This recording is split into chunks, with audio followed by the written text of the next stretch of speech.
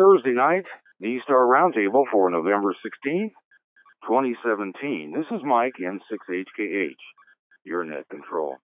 This roundtable is held every Thursday at 7 p.m. Pacific or 0300 UTC on XRF-002 Alpha and a constellation of X reflectors including XRF-310A, XRF-555 Alpha, and XLX-313A, our dual-mode transcoding reflector. This is a technical net dedicated to the world of open-source digital voice systems. It is a group effort, so we need stations to key up and participate to carry topics along. To do that, that is to join a discussion or start a topic, ask a question, just key up when I call for station. Please remember to not quick key or tailgate, please. I will pause regularly to let you key up, and I ask that stations that participate in tonight's net do the same. Now, we don't take formal check-ins or do a roll call just to give us more time to talk D-Start. So, net control is online at roundtable.tech. Roundtable is all one word, .tech, T-E-C-H. Just put that in the address field of your favorite browser, and it'll take you to the Thursday night D-Star Roundtable forum boards chat feature called the Shoutbox. You can use that to contact me as well as to post information relevant to the topics at hand, such as links, links, and quick notes. We ask that stations offering a web address in conjunction with their presentation to post the URL or DNS in the Shoutbox so that those listening now or later can link to the website or document location. Again, it's roundtable, all one word, .tech. At the close of the roundtable, tonight's Shoutbox is moved to the Shoutbox history above the general roundtable discussion board so that those listening to a recorded version of this net can have fun in looking at the Shoutbox as we do tonight. Of course, podcast listeners get the Shoutbox downloaded automatically. First up, as we normally do, we start with announcements. So stations with announcements for tonight's roundtable, please key up now.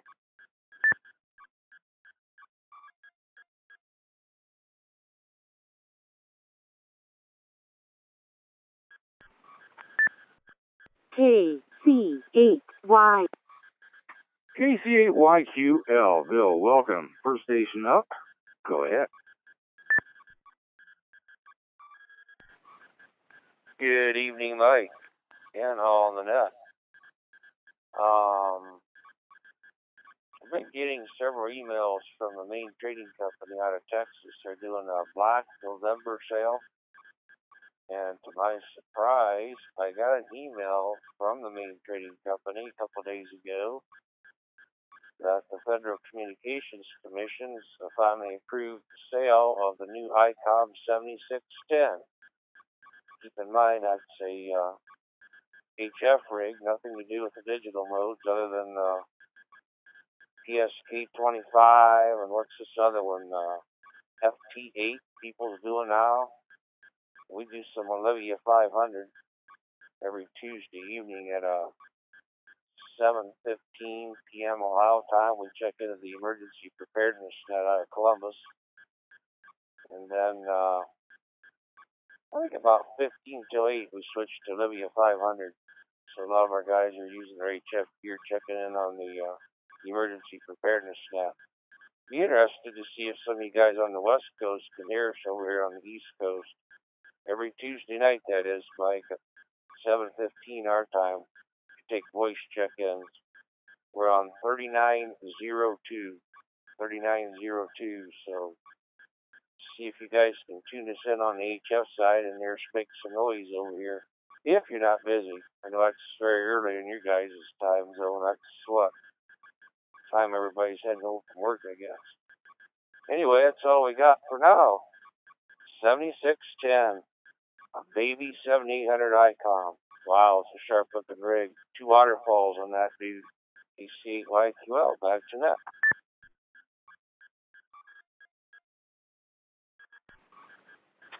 All right, Bill, thanks for that. Stations with announcements. Please key up.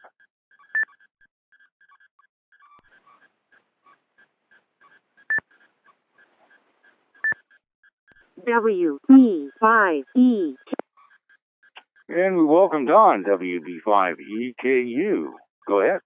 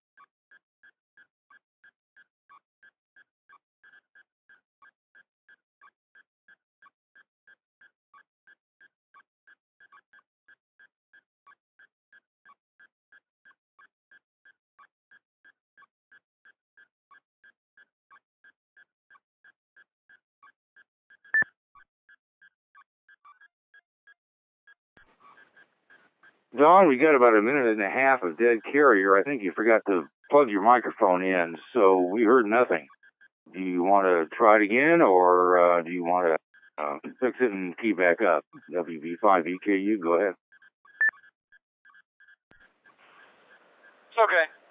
Thank you very much. I needed to check that out anyway, so I'll have to troubleshoot that. Are you copying me now, Mike? WB5EKU.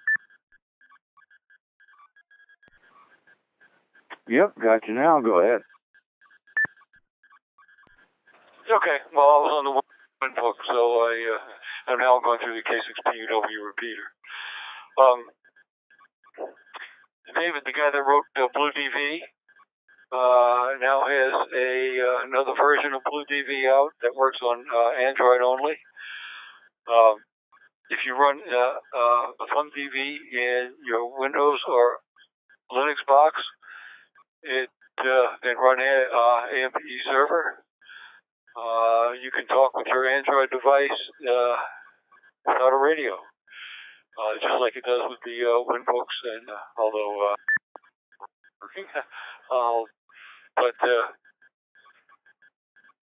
any you can get into DStar. It's DStar only right now, by the way. He's working on DMR. So there's some challenges with DMR, but it's another way to get into DStar, and it's without RF. It's WB5EKU. WB5EK. Well, that's pretty interesting. So now, in addition to Windows and the Linux box, you can use your Android with the Blue DV. And so, I mean, does it work the same? Have you given it a try? I realize it's not for iOS, but is it a beta version or a full-blown, ready-to-go version? Did you give it a try? Back to you. It's a beta experimental version. He has it in what's called his garage. He says maybe it'll come out, maybe it won't, but it's out there for trying. I have not tried it. I am going to set up AMPE server on my Windows box and give that a try maybe over the weekend and give it a shot and see how it works. So should be fun to play with. It's great to see experimentation happening. And it's DStar.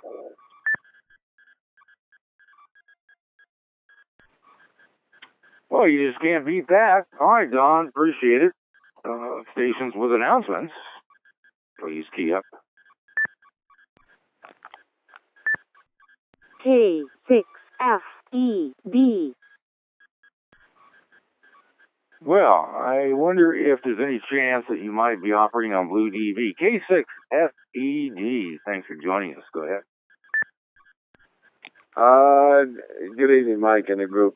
No, I've been testing it since he released it, and I'm also beta testing the DMR version, which works pretty good. I think he's not quite ready to let it go yet, but it does work pretty well as long as you got a solid internet connection. Both the D-Star and the DMR version works pretty nice on the tablet and the cell phone.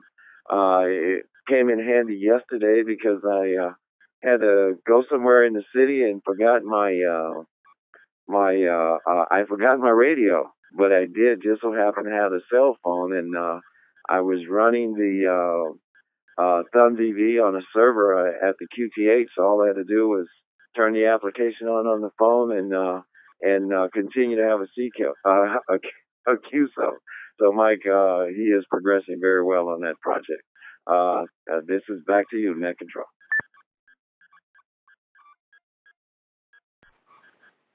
Very cool. So, probably for those that follow the AMBE at Northwest, what's actually Northwest Digital's radio group in the IO group, probably is a good place to try to find that. It's in Groups IO, is what I meant to say.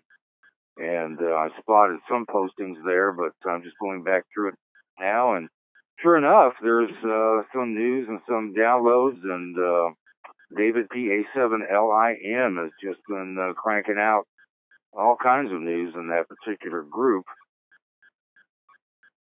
concerning the Blue DV Android AMBE. Cool. All right, Frank, thank you. Stations with announcements. Please key up.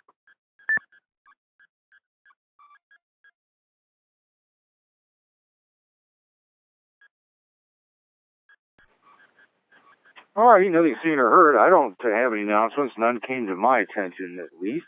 So, if somebody thinks of an announcement that, or anything concerning a local Hamfest get together or otherwise, feel free to key up and let me know, and we'll take you later on. But just not a very busy week in the mailbox or the email inbox for things that would be good announcements. So we'll continue on.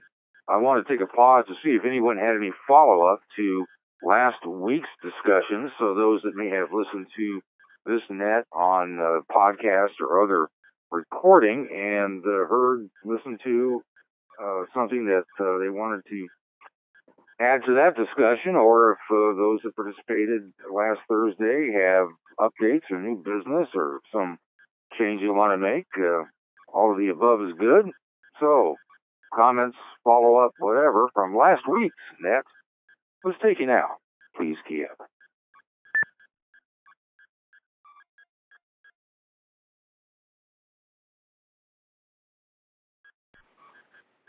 I didn't see anything there, so let's march through the Roundtable Forum board, because there are some interesting posts and other things that are there.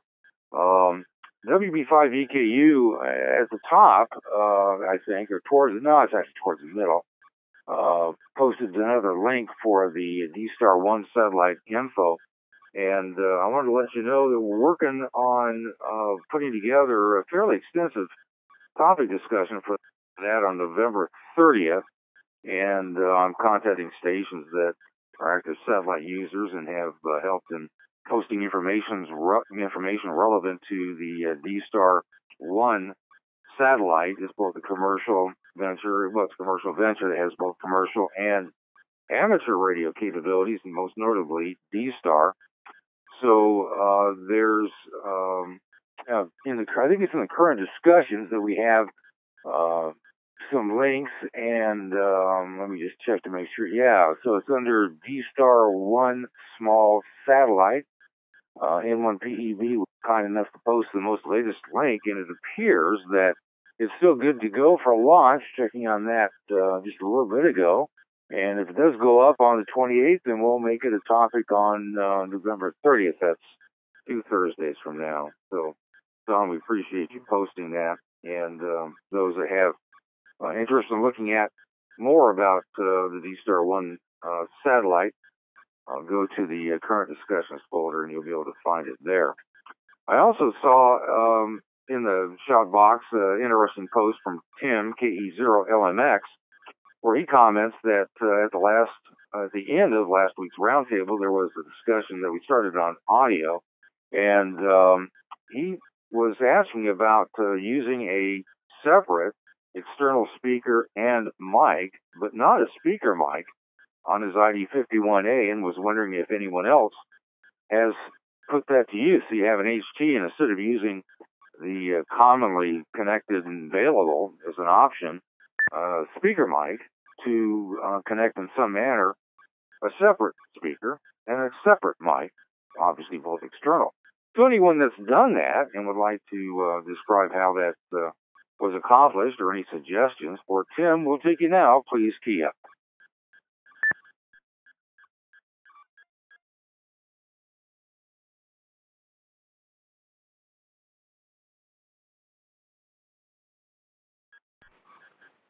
Well, didn't get any help on that.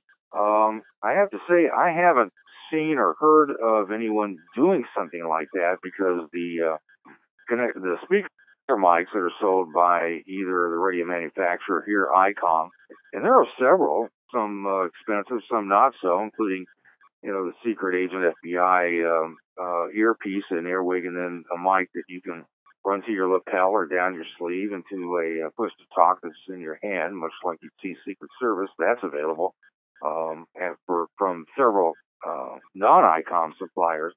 But I haven't seen or heard of anyone setting up a separate speaker mic other than to plug in into the speaker jack, separate speaker, and then connecting the mic jack to a desk mic in some manner that, replacing essentially a base station with the HT.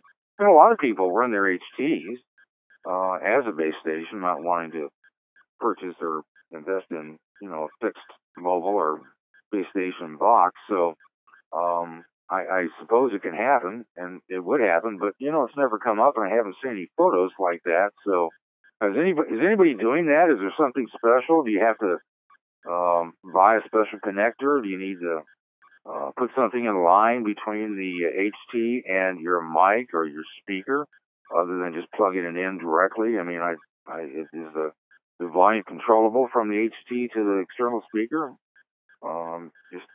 Just checking again, just in case. Yeah, please. K7EXJ. K7EXJ. Thanks for keying up. Go ahead.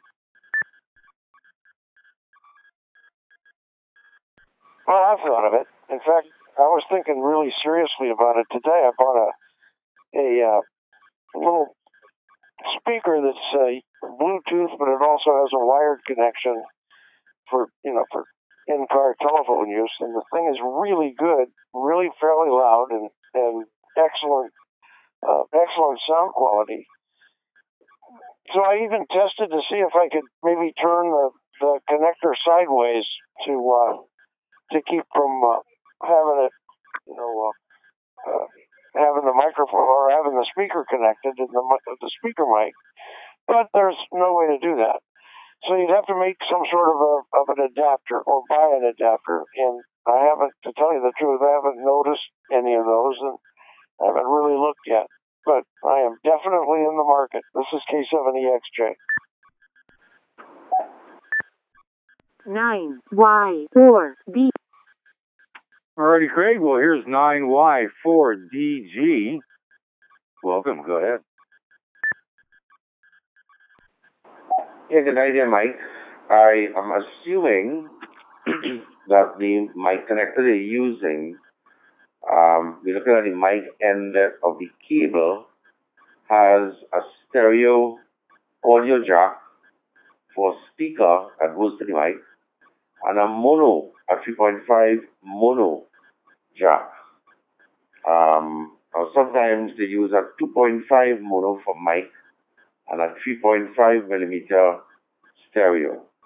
Basically, the fix is very simple. What you do is that you will have, let's talk microphone first because I guess you're going to use your existing microphone to your radio.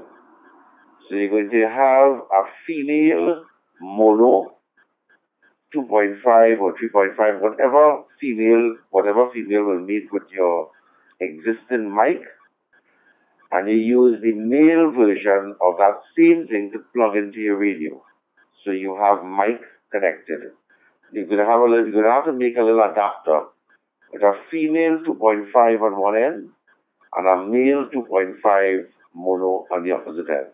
That's your mic. For speaker, you connect up a male stereo 3.5 millimeter at one end of a wire and a female 3.5 millimeter. And those two will be separated altogether.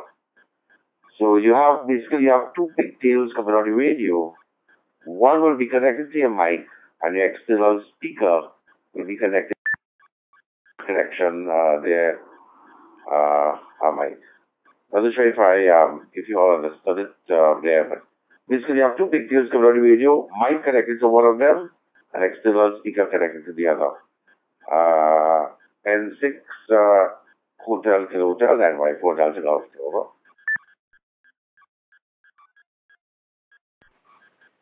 All right, well, thank you for that, and we appreciate hearing from Trinidad and Tobago. So thanks for helping us out on that, and sounds like that might work. Anyone else with any ideas, please key up.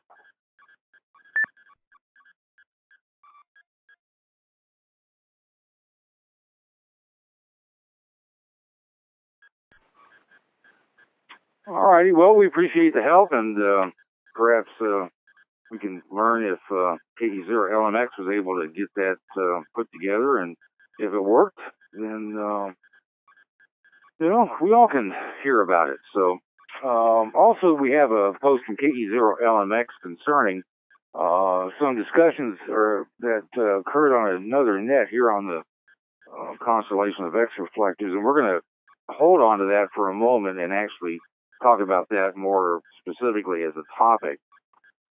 We also have in the current discussions folder a post from EdWA9MNF, and you'll see that in the forum board under current discussions, and then in the folder DVAP and PyStar question. And Ed posts that he's using the DVAP and the PyStar, but he's using it for C4FM. And when he goes to the irc-1-openquad-net/ICS, he can see his call and other information, but when he goes to ircddb.net/live, that is, he's looking at the last heard list that's live last heard list supposedly.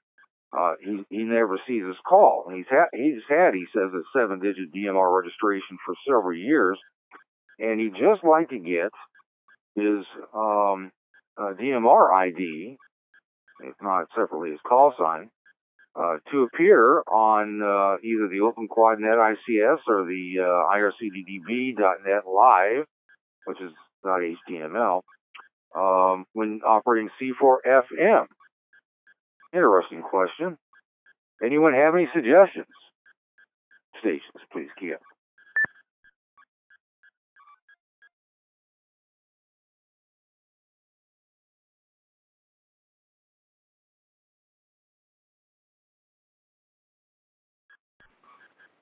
Well, didn't see or hear anybody. Perhaps we should let stations take a look at the post and maybe figure it out. But I don't know what needs to be done when using C4FM, which I assume is Yaesu Fusion, to make it appear on IRCDDB. Perhaps it's the same procedure that you would have to use for D-Star.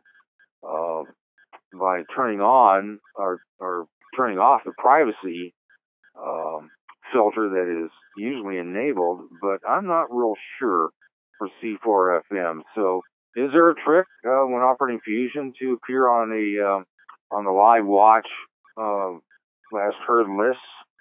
I'll ask one more time. Stations, please key up.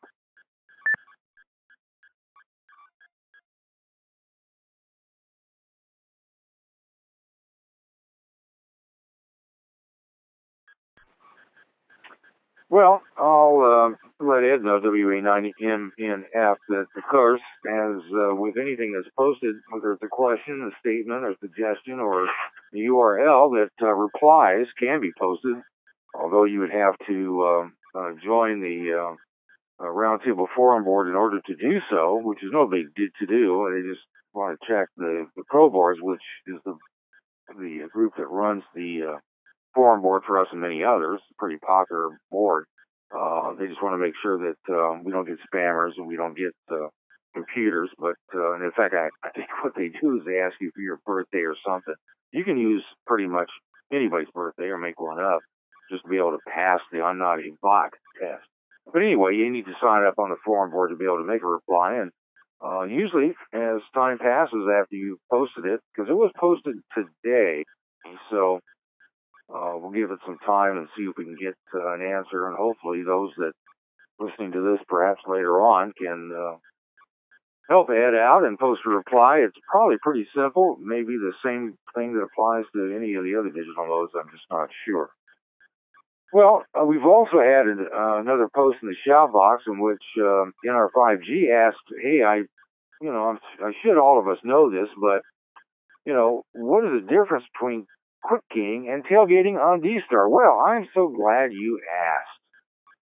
But let me first see if someone does know the difference between the two and why it's important to never do either when operating on any digital mode. Stations, please key up.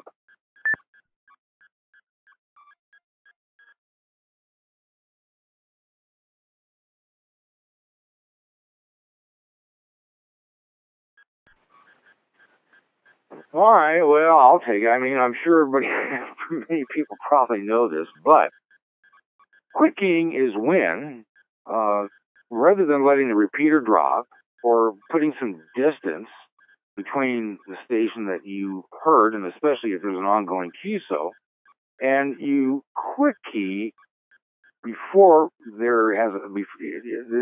don't leave a pause. So as soon as I key, you key it right away.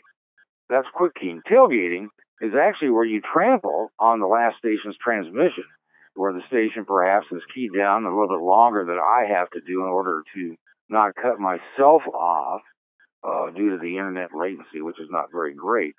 But there is a technical difference.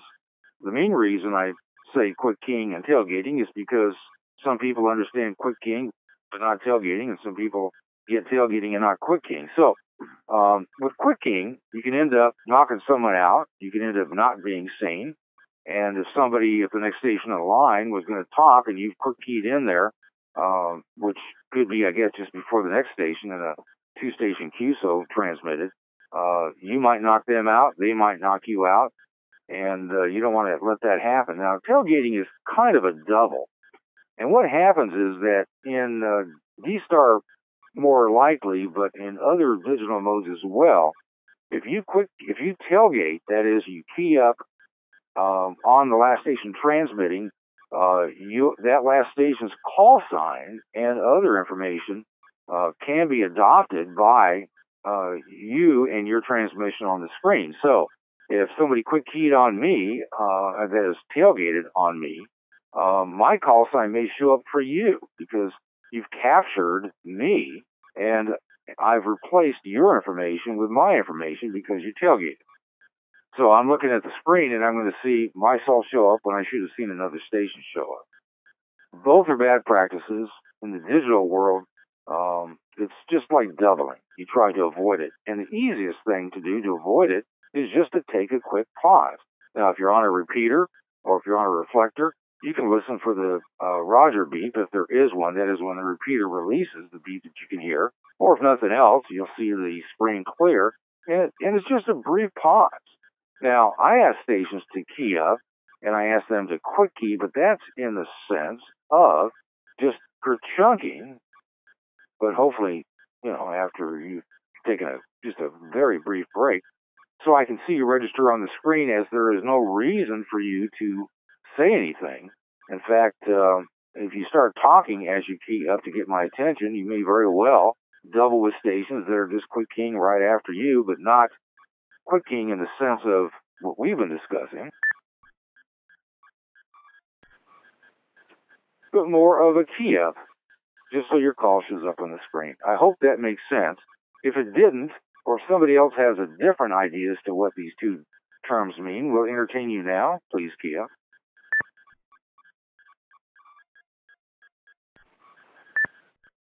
W6K. And we say howdy to Bob, W6KD. Go ahead.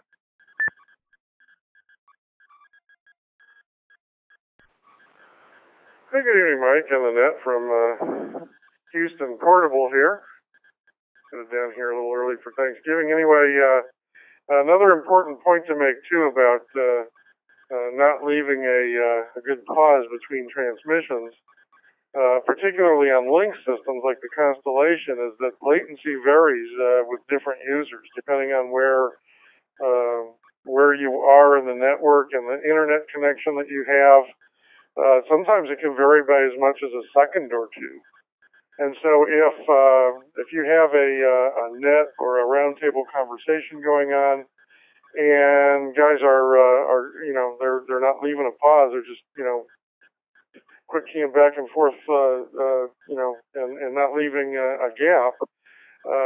There may be somebody that wants to get in, with something to add, or just somebody who'd like to join the conversation who can't, because by the time he hears the end of the transmission, somebody with lower latency is already keyed up.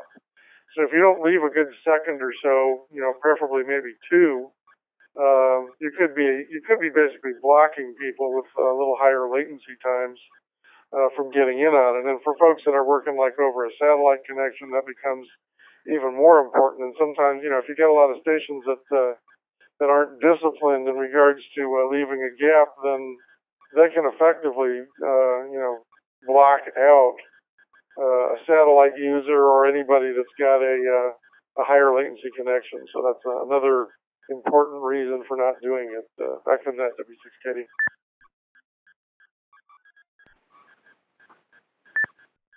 KB2. Thanks, Bob, and happy trails. KB2FJD. Your turn. Go ahead. Yeah, I'm sorry, man. Just keyed up by mistake. Disregard. Thank you.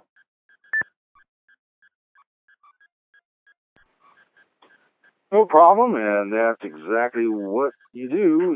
We have inadvertent key ups. We all do it.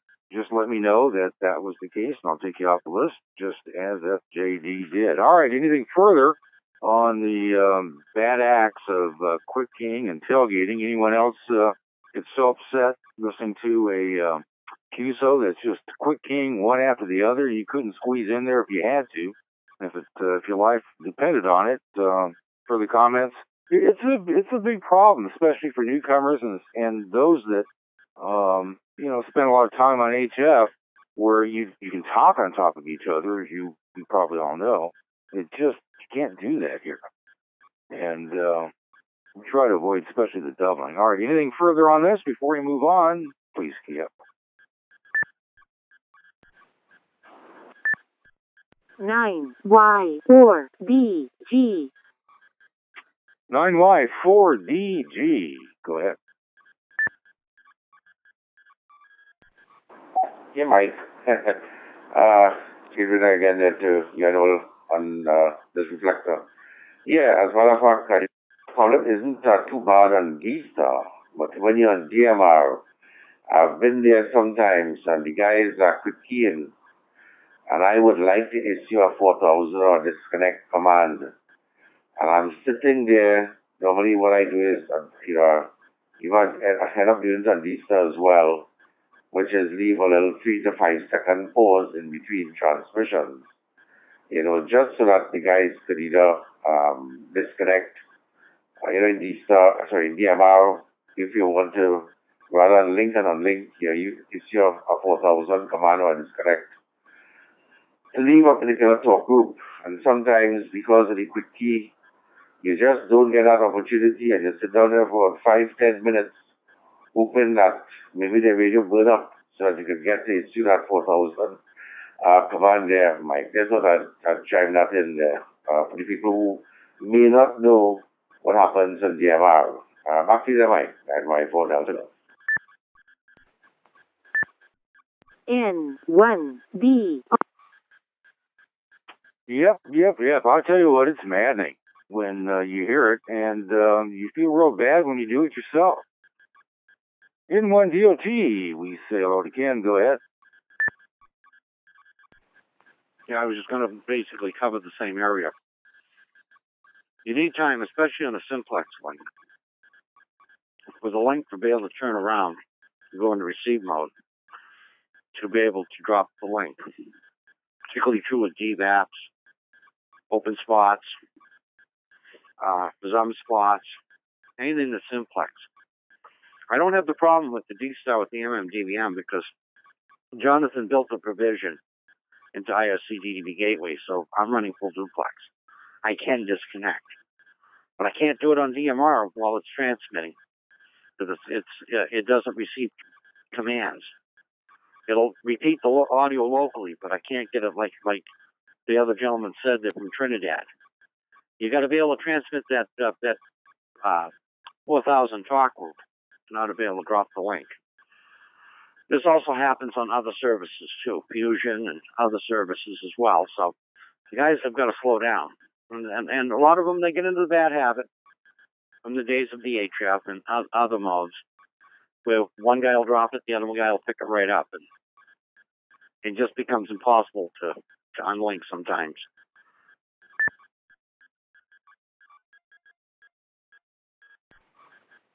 Indeed, appreciate it. Anybody else?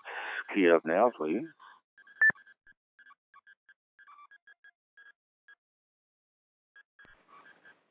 Alrighty, I think I've got all the shop box and forum board posts covered. That is in the other categories, current discussions, roundtable discussions, etc. So, did I miss anybody or anything? I realize that we skipped over the thread on why are there so many reflectors? We're going to do that next, but was there a post or somewhere else in the forum board that I skipped that you put up or anybody else put up that we should talk about or at least acknowledge? Such as, we appreciate Lee posting that on Quick King and Tailgating. Anything else that I didn't cover? Please key up and let me know.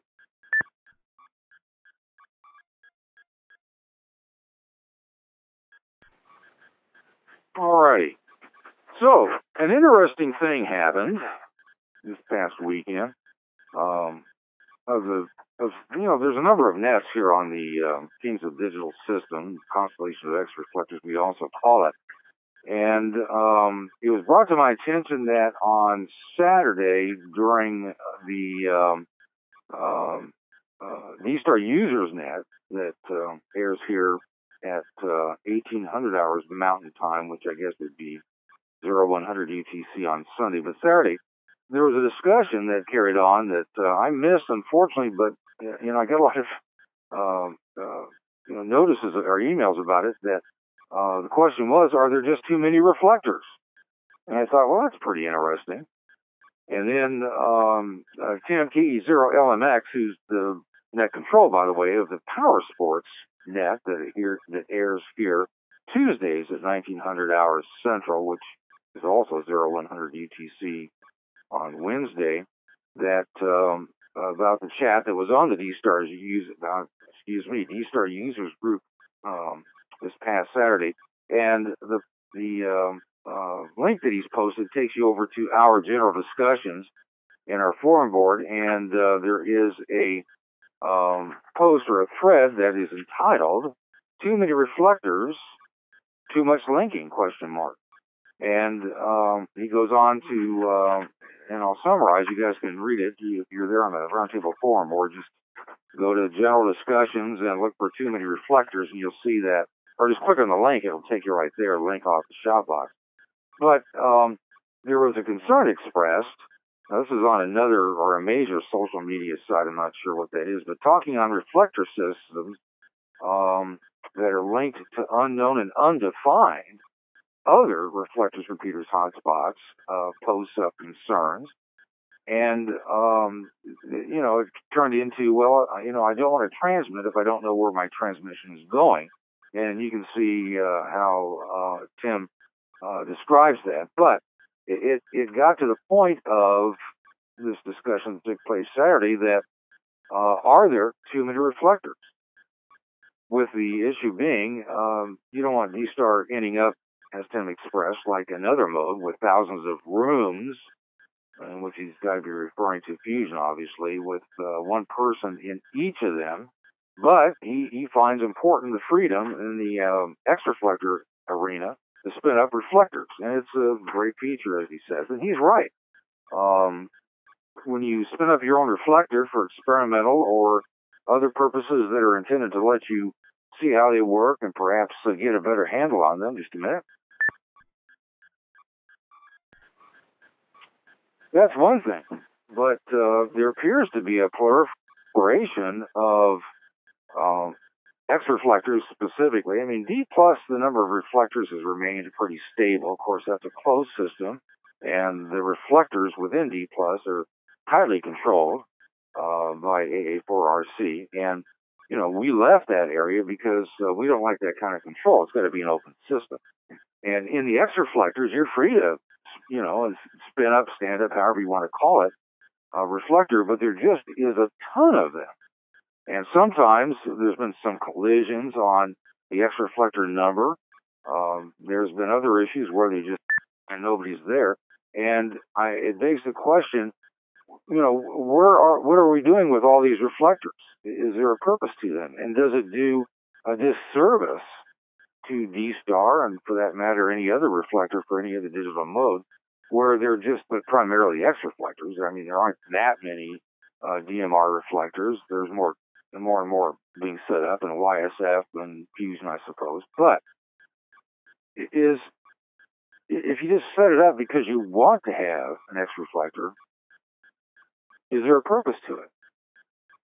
Again, if it's experimental or just to play with it, that's fine. That's great. Actually, it's wonderful to have people that know about the reflectors. But so many are being put up, and then there's a effort made to get traffic to it, because as you all know, especially in the digital arena, we chase the traffic. And if you watch the boards, and that is the dashboards and the live last heard lists and stuff like that, you'll see where stations actually jump from one busy reflector to another because they want to go where people are talking. So what's the story with all these other reflectors that appear to be standalone? Very few are linked. And what are they doing? And is the proliferation of reflectors put up with the intent for others to use them, is that harming D-Star, or is it making it better?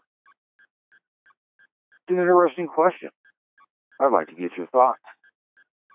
Station, please key up.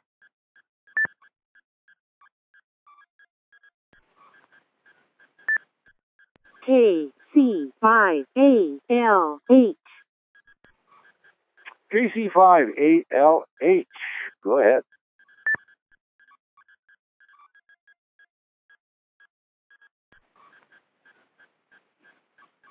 Hey there, Mike, and good evening to the net.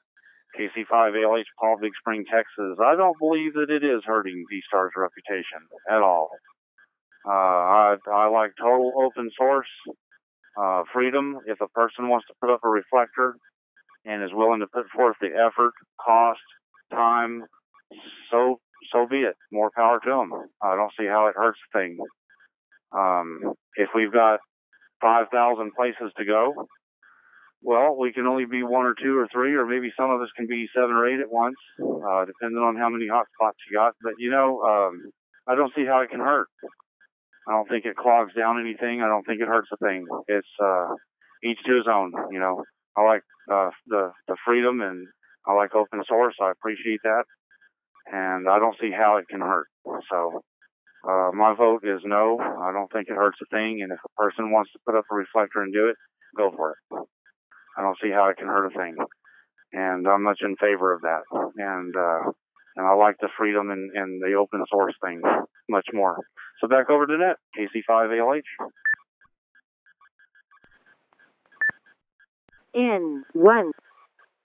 All right, Paul, appreciate it. N1 DOT, what say you, Ken? Go ahead. I do agree with what he's saying about the number of reflectors.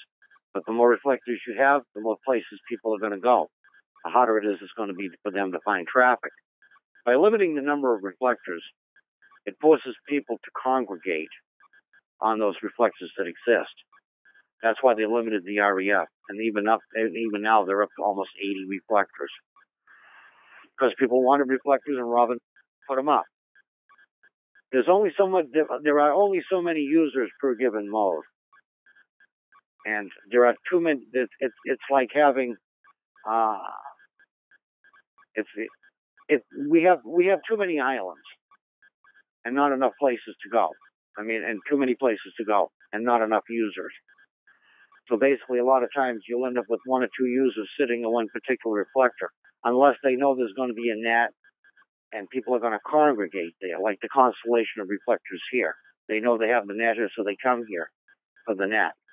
But most of the time, you could go to reflector and you could listen for hours, and there's nobody there. Big problem, because everybody and his brother. Look at what happened with XLX. XLX, when it first started, was only a handful of reflectors. Now we have almost 200 of them. They've gone. How can I say it? They've exploded. I mean, you can get to a situation where you have too many reflectors and not enough users. Yeah, it's all well and good. Put up your own reflector, experiment with it, experiment with the transcoding, but you got to know where to find the activity. And there is no central place, especially in D-Star, where you can go to find the activity. I mean, at least with YSF reflectors, you can go to register.ysfreflector.de and you can see the dashboard where the people are congregating, where they're connected. It's a one source. Brandmeister, you can go to one place and see all the activity. DMR Plus, you can go one place and see all the activity. That's not the case with D-Star, because every reflector has its own dashboard. With the XLX reflectors, you can go to one place, and then from one XLX reflector, you can go see the activity on the other XLXs. But you're still going to do a lot of hopping around, because there's 100 plus reflectors on XLX alone. And there's just not enough users. Where do you go find the activity? It's becoming a problem. One DOT.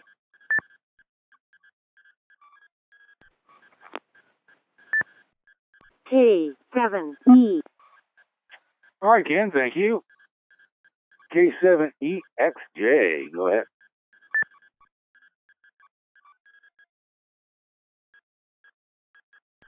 Yeah, this is K7EXJ. I was actually on the net there when that came up. And my first question is, how are you going to limit reflectors? They're not hard to put up. I could put one up next week if I wanted to do it. It's just a matter of, get the source code and put it all together and put CentOS on a pretty decent computer and set it on a static IP and off you go.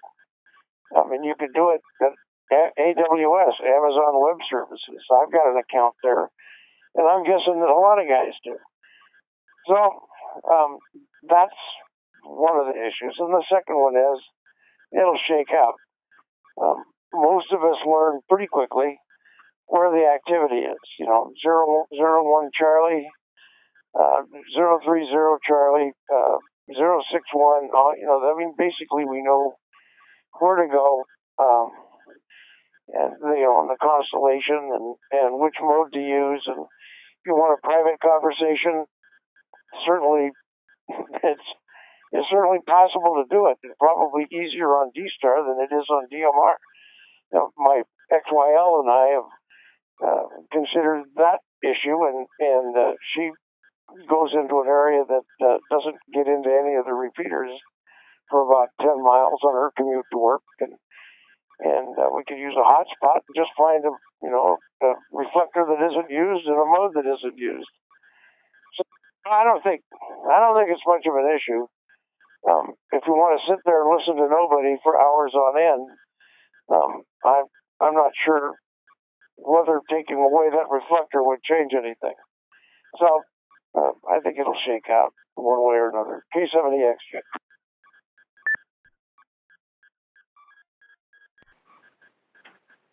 Well, I wonder if reflectors that are put up with the intent to, well, put them to use, they're not just spun up for experiment to try new software and then just dumped. But once you put one up and you get a number and host files are circulated, I guess, and you're trying to get on the list, if they're abandoned in the sense that that all hope is lost as far as getting anybody other than yourself to come to your reflector despite your best efforts, do they just sit? Should there be a way to take a dormant reflector with no activity and force it to relinquish its reflector number? I don't know. I don't think anybody's advocating that there should be a limit on the number of reflectors. I think that was just discussion that comes up. In fact, I've read nothing about people saying, well, we need to make it more like D+. I mean, that just is never going to happen here. There'd be such a big revolt.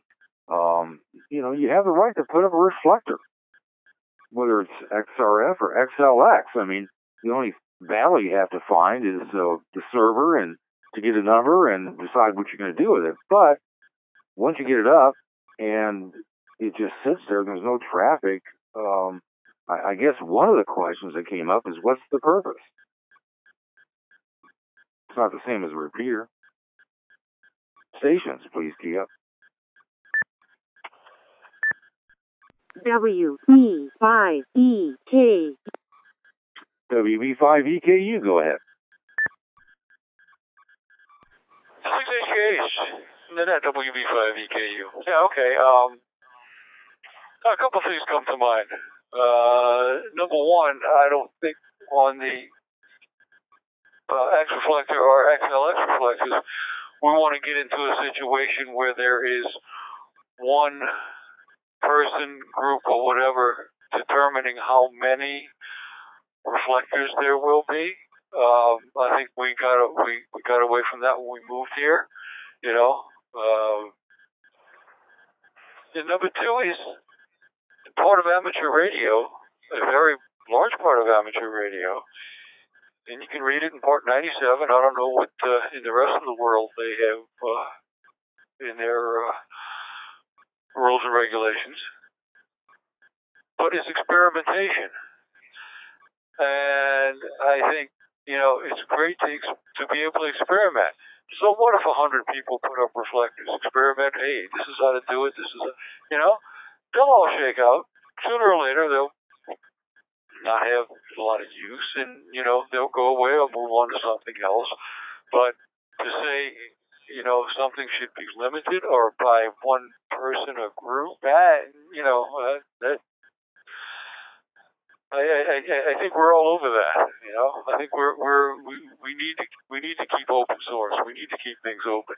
And if people want to experiment, hey, it's the hobby.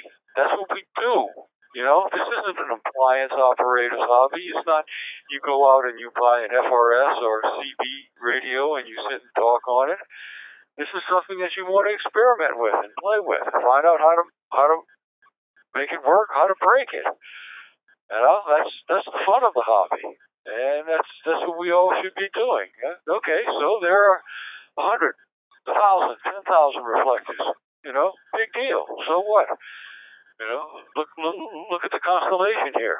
We gather here, and because we know it's here, and the more we advertise it, the more people come. And that's how people find things.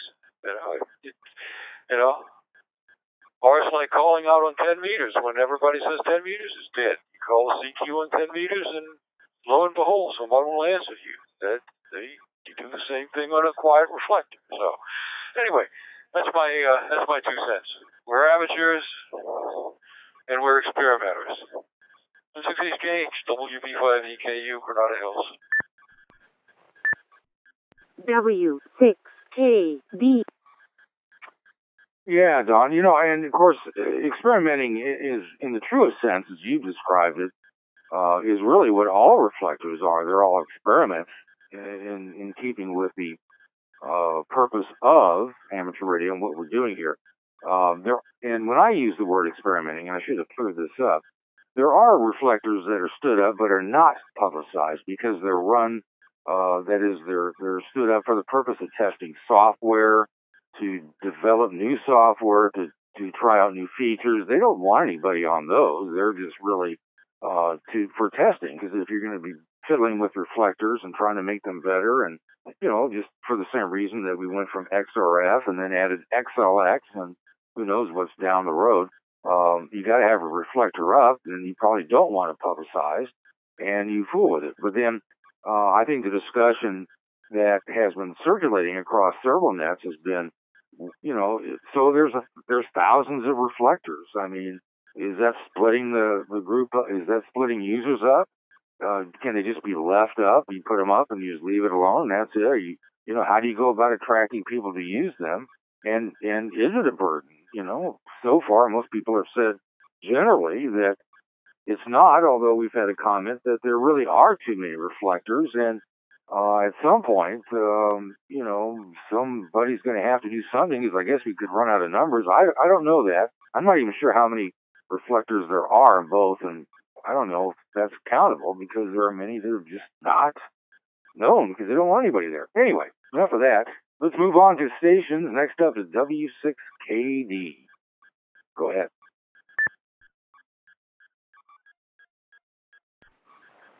Hey, Mike. Yeah, I think it's largely a non-problem. First of all, is that this is really self-regulating. From a user's perspective, it's just as you say. People go where the traffic is. Activity breeds more activity, and that's how you end up with, in the REF world, REF 1 and 30 Charlie. Sort of grew to be that. This constellation's fairly active in large part because of this net and other nets that are running on the round table, and people tend to, they come here for the net, and there's been quite a pickup of activity during the day by people that participate in the net and then participate peripherally because they discovered the constellation as a result of that. And other places as well. But from a user's perspective, you kind of go where the activity is. There really isn't a complete central way of seeing where that is, as Ken pointed out. But there is one mechanism on D-Star that got left out there, and that's the xreflector.net. If you have CCS turned on in your hotspot or your gateway, if your gateway is a repeater, then every time you key up, that's going to be seen on the CCS live page at xreflector.net. So if you're looking for activity, just to talk to somebody, anybody, or just find where the activity is, or just to browse around and see where people are active, that CCS live page on that web page is a good place to look. And if you have CCS turned on, then every time you key up, your gateway sends a here I am message to the CCS server, which then posts it. Anyway, it ends up being posted on the live page, so you will be seen. Let me change hands. So anyway, so activity is driven by other activity. It's driven by interest in content as well. If you've got a group of guys that are a member of a club that talk about local club stuff, they may congregate in a place for that content. If you got guys that are interested in D-Star, they come to the net here and they congregate for that content. So anywhere that you're providing an attraction for people to be, people will be. And it doesn't matter how big the universe is around that. You know, there could be an infinite number of reflectors. People are still going to gravitate to the places where that content exists. From the reflector operator's perspective, it's also self-regulating. If you put up a reflector and nobody uses it, well, if your intent was to put it up for somebody to use and nobody uses it, well, that's kind of, eventually you'll get tired of that and you'll shut it down and it'll go away. If your purpose for having it there is experimentation or some other reason, it'll stay there. And it's staying there doesn't hurt anything. It's not like it's using RF bandwidth. You can have as many reflectors as you want because they're discrete elements on the internet. They're not crowding each other out or occupying some finite resource. So I think largely it's kind of a moot question. It's an interesting topic to talk about, but I don't think it's really a problem because it does regulate itself. Back to the net, W6K.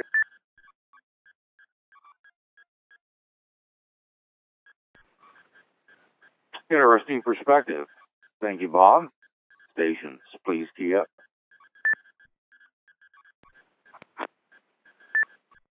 K7EXJ. K7EXJ, go ahead.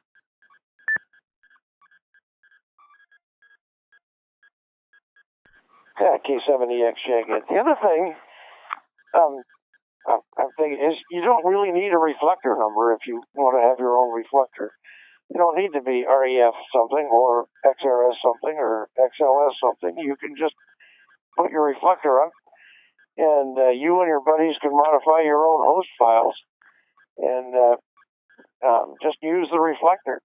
And in fact, that's what I would do if it were my wife and I. I just put a reflector on the internet, have her hotspot going and my hotspot going, and we've got a spot to talk where nobody's going to hear us. We can chat away or not chat. So I mean, just looking at my own activity, there are times where it just drives me crazy to have people talking all the time in the background. I'll change and go to a quieter reflector. Usually I hang out on the Constellation, but sometimes I go looking for chats, especially in the morning when I get up and have a cup of coffee. I like to listen to 001 Charlie and hear the people on the East Coast talking to the people in Scotland and Ireland and Germany and all over. And other times later on, when I've got stuff to do, I switch to a quieter spot or maybe even a local reflector. There's a 29 Alpha that is mostly Washington State, and I'll sit on that one. I don't think like Bob said and I said before, it'll shake out. There's nothing we can do about it unless we want to go back to the control situation, and I don't think we do. I think everybody on this is an open source advocate and in favor of freedom. So, yeah, just like Bob said, if you get a reflector nobody uses, sooner or later you get tired of running it. K7EXJ.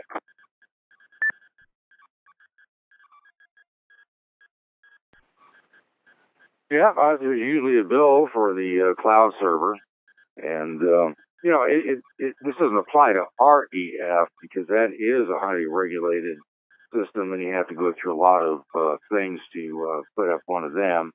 And it's not for the weak or weary, but for the X reflector, the extra arena, and beyond that, it seems to me that there's just a ton of reflectors out there, and if there's no activity, nobody's going to hang out. Just like occasionally the constellation of X reflectors, I'm sad to say, is from time to time dormant, and it's just the way it is. People walk away from the shack, or they stay connected. That's a very common thing. And if people don't get an answer, they don't hear anything, you know what's going to happen. They're going to try a different one and see if there's something cooking. And there's plenty of unlinked by themselves reflectors, especially over in REF, although that's not really what we're talking about. But, actually there's a bunch of them here in the X reflector arena too, that you see more activity go over there. I think the issue just sprung up because there just was a concern looking at the list of all the XRF and XLX reflectors, people scratching their head wondering, what are they doing? I mean, are they just sitting there hoping that somebody may gravitate over there? And ultimately, I guess it doesn't matter. Because I don't know, I mean, what would be the end result, if there is any, to, let's say, 5 years from now and 5 reflectors go up every day? I don't think that's true, but it could be. Is there a point where there's just too many of them? And is that something we have to worry about, or is it just, am I just making, things up because I don't know any better? Stations, please be up.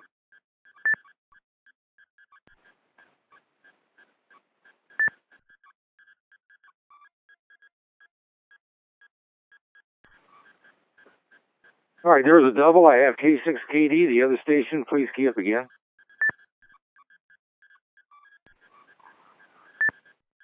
KA5U. KA5ULE recognized. First, John, K6KD. Go ahead. Okay, good evening, Mike and Nanette. A couple things I wanted just to comment on, Craig. If you and your wife wanted to have definitely a private conversation, setting up your own reflector is one way to do it. If you're not overly concerned with the privacy, but just want someplace that, is kind of quiet, I might mention you don't need to stand up another reflector. We have on the Constellation, 26 modules on, we've got 4 reflectors, 26 modules on each one. A is linked, the others, there's a little bit of additional linking to provide for extended DMR to D-Star QSOs on 555 Charlie and 310 Delta, linked with 313.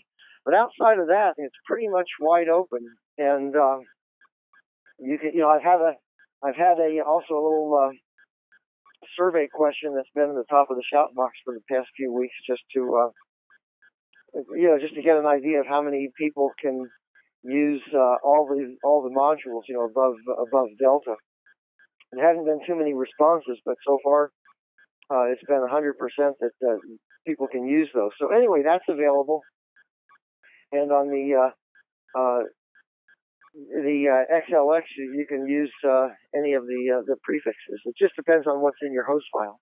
The other point I'm just going to make is that unless if you had an extreme situation where there were only a half dozen reflectors, then people would know where to go because there would be basically no choice. But outside of that, there's probably not much difference if you have 100 reflectors versus 1,000 reflectors. It's really going to be generated by content, whether it's people congregating or interesting nets, or whatever. And the question comes about whether you have 100 net reflectors or 1,000 reflectors. How do you, maybe, I don't know if it's part of this topic or a whole other topic, how do you advertise or publicize a particular net or a particular reflector, and get the word out? That's probably the more important thing. Anyway, back to net, K6K.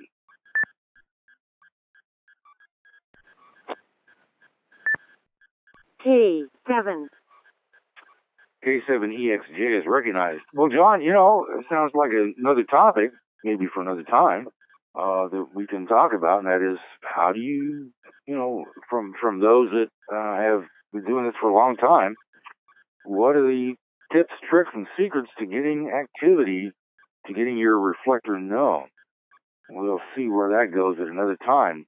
Next up, we welcome KA5ULE. Go ahead. Yeah, good evening, everyone in the net. This is KA5ULE, and hello to Paul, KC5ALH. He's just right down the road from where I live. I'm in San Angelo, Texas, and Paul lives up in Big Spring. This is my first time on here. I'm very, very impressed. I got an email or some sort of notification online, and I thought, you know what? I'm going to go over here and check it out. and I am thoroughly fascinated, so I'll be back. As far as the number of reflectors and X reflectors, I think, as we've heard earlier, I think it will all shake itself out. A lot of us who've been on D-Star a while, we know where to go when we want chatter, and we know where to go when we just want it quiet, and every now and then someone pops up.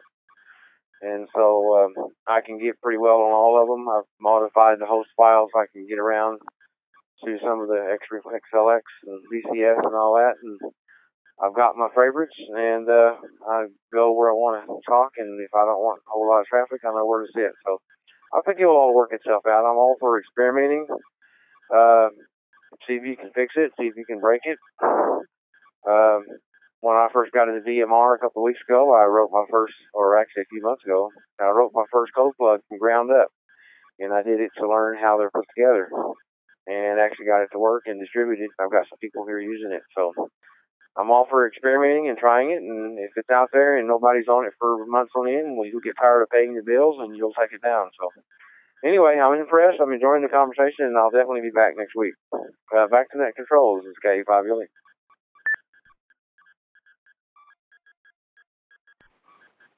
Ralph, thanks for joining us. And as to your comments, you bet. K7EXJ, go ahead.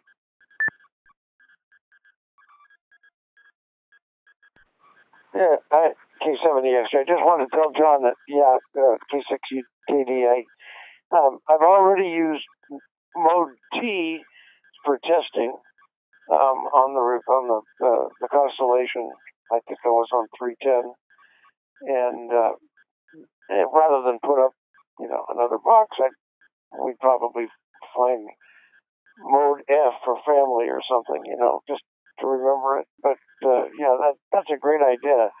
26 modes is more than enough for us to find a quiet spot to just monitor and make sure everybody's okay. The kids with ham licenses know where to get a hold of Dad most of the time. And welcome to K5 ULA, and nice to have you back, have you in here. Anyway, that's all I had to say. Is that yeah, we really got plenty, even though I probably got 15 CentOS servers spread around the county. Why I don't think I'd bother putting up another one with the reflector on it. K7EXJ.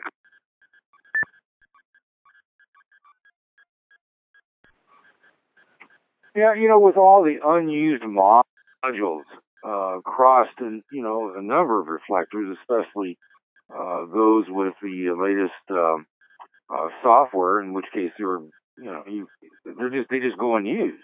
And if you're looking to do a net to gather people, it may make more sense to jump on an unused module on a X reflector, and by that I mean whether it's XRF or XLX, and as opposed to spinning up your own. But then on the other hand, there are those that that's all they want to do, and and good for them.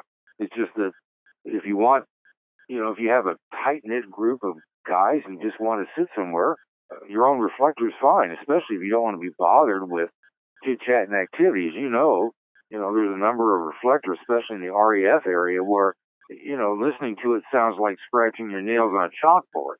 And then there are other reflectors where you're lucky if you can even hear crickets chirping.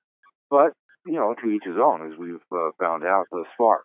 All right, anything further on this aspect of, I guess, the question, are there too many reflectors? If there are, it's a rhetorical question, and certainly I'm not in a position to say that there are too many, because, as you've heard, especially from W6KD, so what? And other stations have said that as well, and that probably is true. Anything further? More comments? We'll take you. Please key up now. K6K. K6KD, go ahead. Okay, well, a couple things. First to Craig. Yeah, absolutely. As far as using the modules, if you want to stand up another reflector, go for it. But feel free. Absolutely. That's what these modules are. All these modules are used for. If you want to pick one, whether it be Foxtrot or Tango or whatever. The other thing is for K5ULE, aside from welcome, if you've just gotten into DMR, I don't know if maybe you've heard that this is also on DMR, and the XLX313 has a 4K transcoding server, and you can link to that. In fact, I've got a DMR radio. In fact, turn the volume all the way down, and you can hear the difference from one radio to another, but you wouldn't know it's one mode versus the other.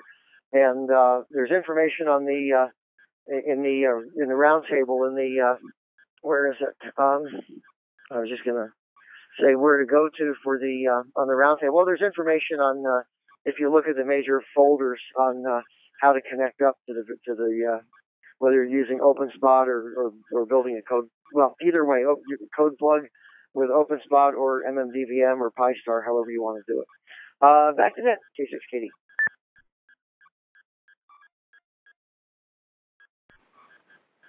All right, John, thanks. Well, let me ask, is there a station that in fact believes there's too many reflectors and would like to make their argument in that respect now?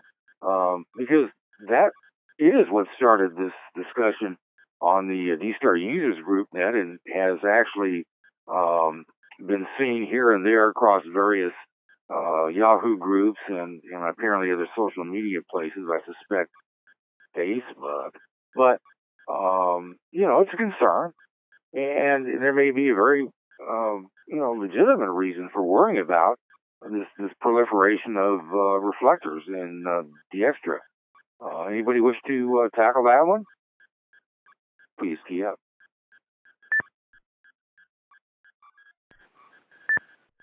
N5VRP. And we say howdy to Dennis in 5VRP. Go ahead. Good evening, Mike and everyone on the net. I just wanted to add something to this that I don't think I've heard so far, but maybe I'm wrong.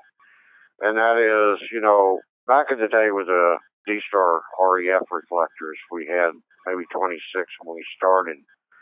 Now we're up to close to 80, they're saying. And a lot of that has to do with other countries.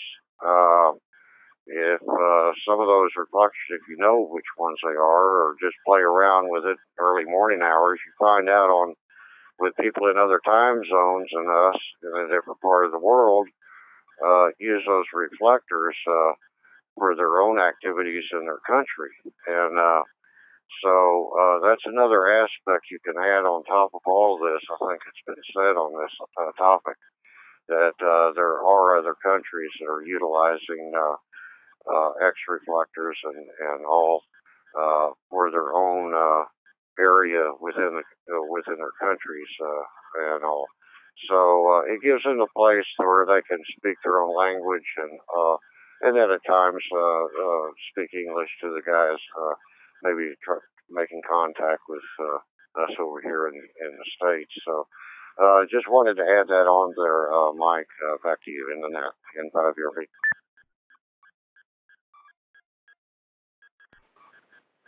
All right, Dennis. Yeah, I appreciate you pointing that out. Of course, this is a worldwide thing.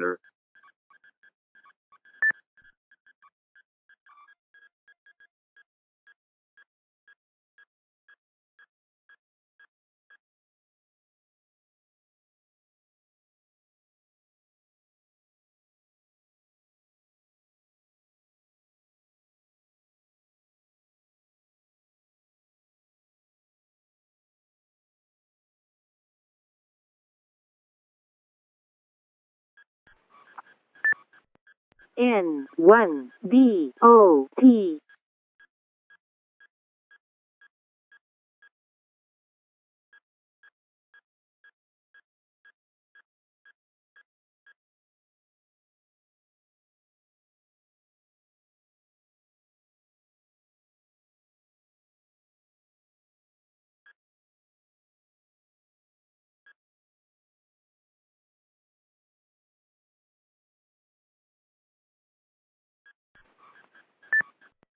N1BOT.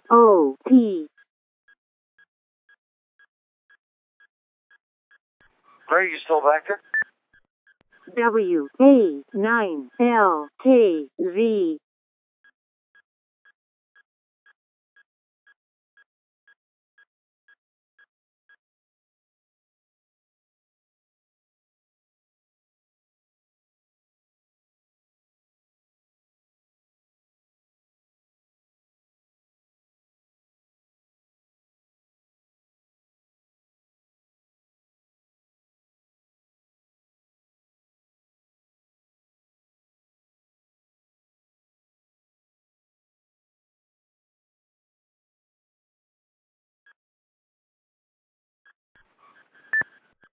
N68K8.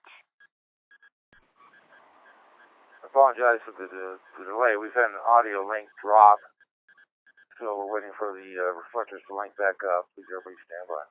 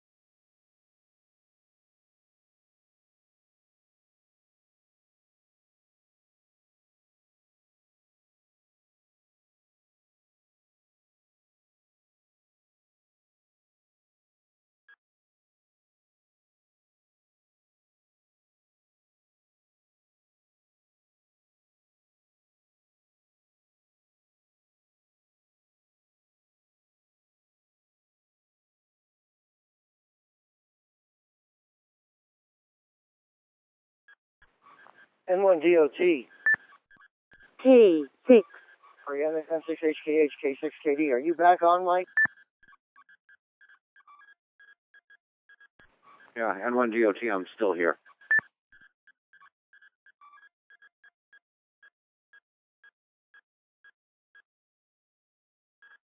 That's right, Cal. I meant N6HKH.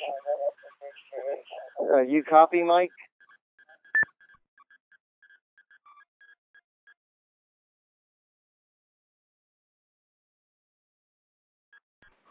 All right, I'm on the other radio, John, and N1DOT keyed up, knocked me out on a double, and now WinDB failed. So just stand by while I reboot it.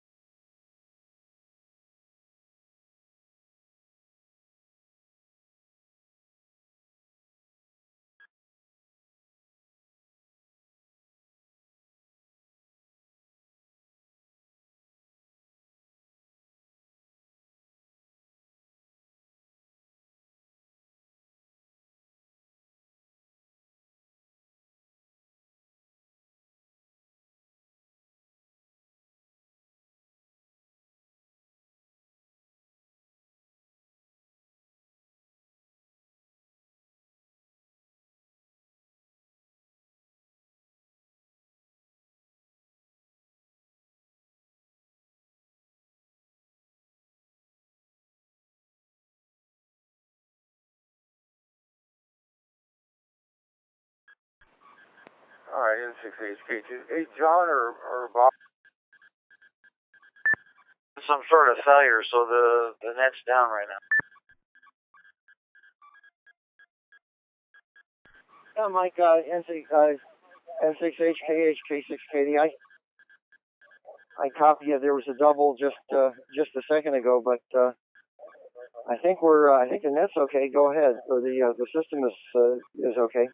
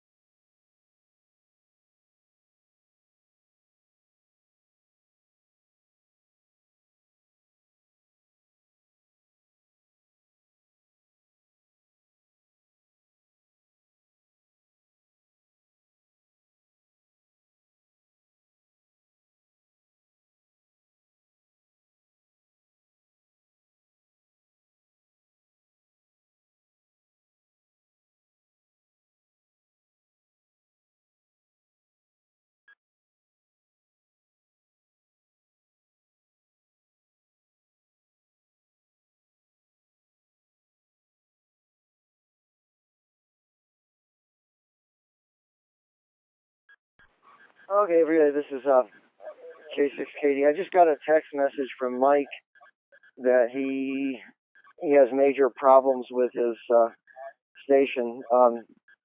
Had to reboot his PC, and the audio cable is severed, and so in the meantime, I guess one of us will pick up. So I guess maybe I'm the stucky. So I don't have WinDB, which I think is a good thing, but that's a separate topic. So I don't know if I don't have lost track of who keyed up. I wasn't really paying really close attention. So on the same topic, are there any other stations that wanted to say something? Please key up.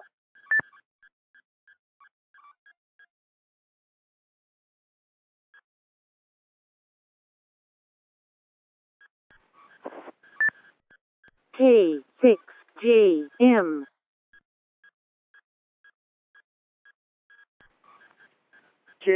Oh, I'm sorry. I got a note from I got K6JM acknowledged, and I got a note. I guess Mike can hear that N1DOT was pending. So let me first pass it over to N1DOT, and then Jim K6JM will get you next. N1DOT, go ahead. The only reason why I came in, John, is because you had called me asking if I was still around, if I could hear. But evidently the communication was intended for Mike. N1DOT.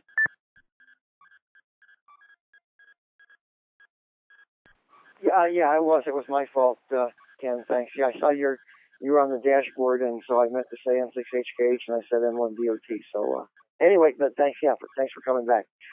Jim K6JM, go ahead. Okay, this is K6JM. I'm in Roseburg, Oregon, 4-Day Dog Show. Just got back from all of that. So I'm not really tuned into all of the current topics on the net tonight. Just wanted to mention regarding WinDB that people who like it, and I used to use it a lot. It was my primary way of doing D-Star hotspots. But really, BlueDB is a great replacement. It's being maintained. It's a graphical user interface. It's a good product. So I just thought, since Mike was talking about WinDB and his problems, I just thought I'd mention that WinDB hasn't been updated for about 3 years. It is good. It did a good job when it came out, but it's not being maintained. So people considering whether you're using a Northwest Digital thumb TV AMD device or anything else, DVAP or whatever. I think Blue DV works with DVAPs, and it definitely works with the thumb DV. So just mentioned that. Sorry for joining late. My dog did so well that we had to stay until very late. He won the herding group, and we had to stay for best in show. Back to you, John. This is K6JM. Well, K6JM, K6KD. And congratulations on that. That's excellent. My buddy here is just is sleeping. So, I think that's an excellent topic. And so let's do this. I think there will probably be interest in it, and maybe we're ready to get to that if you're willing to answer a few questions. Anybody that might key up. But let's just see if what we had been talking about is a question about if there are too many reflectors and yes, no, and so forth. So let's see if there's anybody has any additional comments on that topic, and then then I think the WinDV replacement would be a good one. So anyway, any comments, additional comments on the previous topic we were talking about in terms of the number of reflectors? Please key up.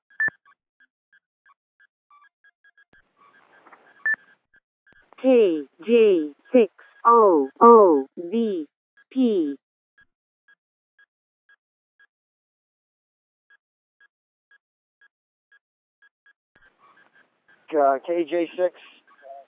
KJ6OOV. Fred, go ahead.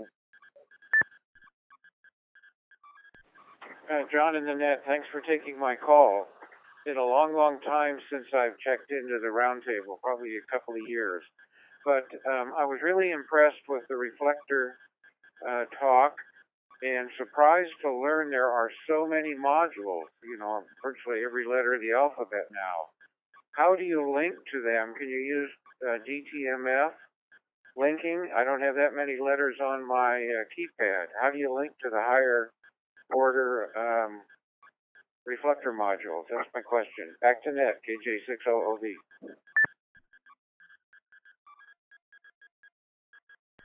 Well, I think I can answer that. One thing you can do if you were programming your call field on the radio, you would just use that, the letter. Yes, but for DTMF, what you would do is use 2 digits. So in other words, you'd probably use the A, B, C, D, as the keys exist.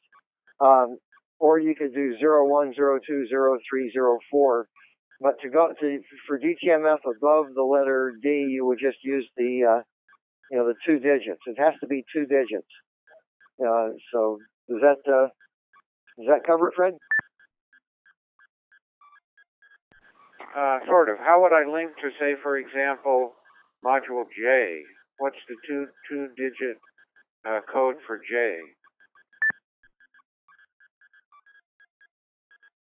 Well, J is the 10th letter of the alphabet, so it would be 10.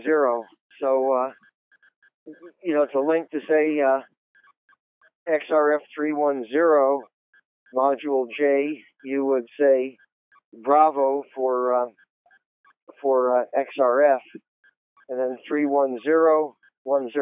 So you would say Bravo 31010, and that would take you to XRF310J. Back to you, Fred. Got it. Thank you for clarifying that. Now I'll have to go back and rememorize my alphabet numerically. Thanks for that clarification, John. Good job. KJ6OOV, back to net.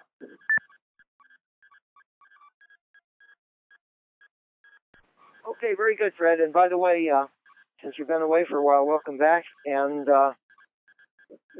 what's also new is we're also on DMR, via XLX313, and there's information on Roundtable on all about that, how to connect to that, how to program the radio and connect to that. Okay, any other questions, comments on the reflector topic? Please key up.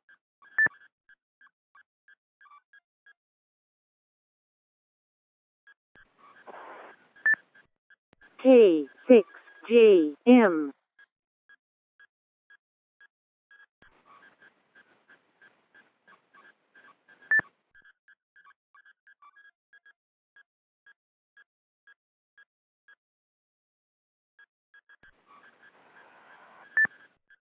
WA9MNF.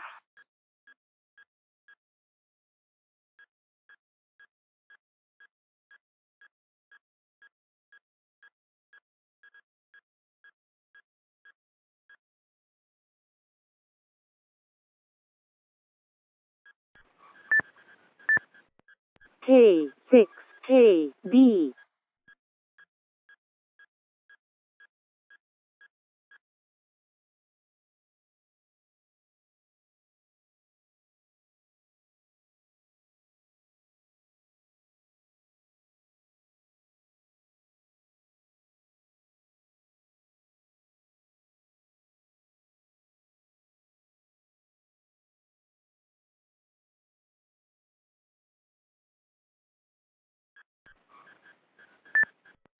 K7EXJ.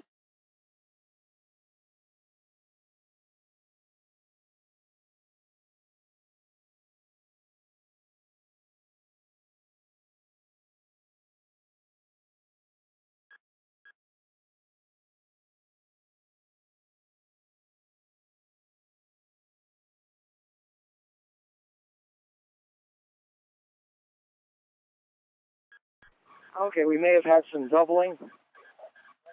Okay, these are the stations I've got.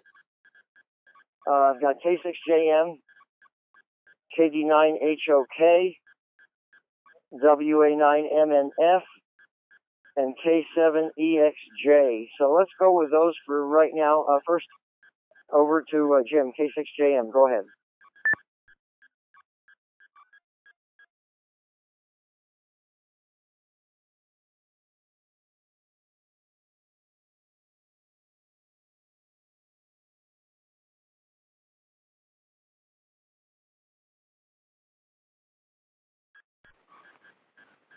K6JM.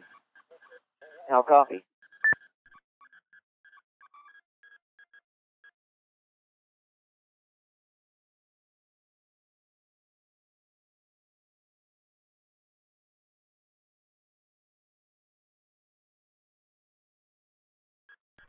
Well, let's go to the next station, KD9HOK. If you copy, go ahead.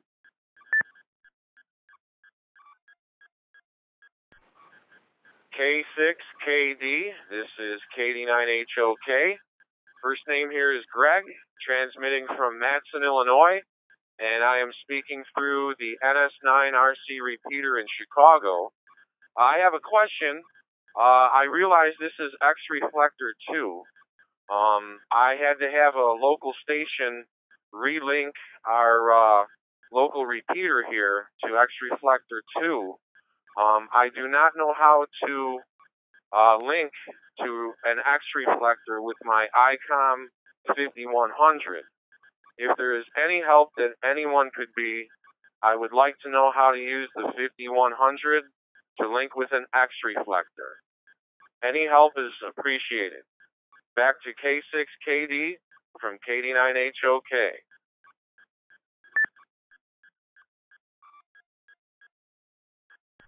Okay, very good. I'm not familiar with the 5100. You know whether it has a keypad or not. Let's just see if anybody can can help you. Anybody who can answer that as far as with 5100, please key up.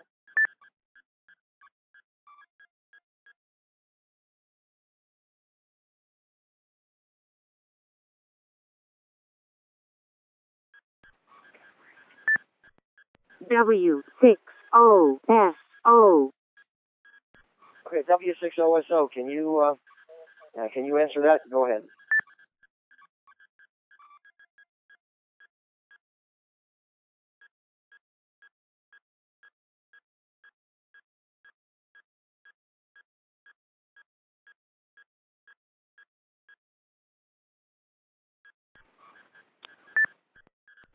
That was just an errant key up. So I'll tell you what, for KD9HOK, could you post your question in the shout box, and maybe we'll get we'll get a response. I'm not familiar with the 5100, so I don't want to just guess on that. So if you put it in the shout box, appreciate it. Anything else before we go on to the next station? Back to you, KD9HOK. Well, I appreciate the attempt, and that's a negative. I do not have computer access at the moment, but I will check back in the future. And I appreciate the net, and I appreciate you taking over this evening. This is KD9HOK, back in the group listening.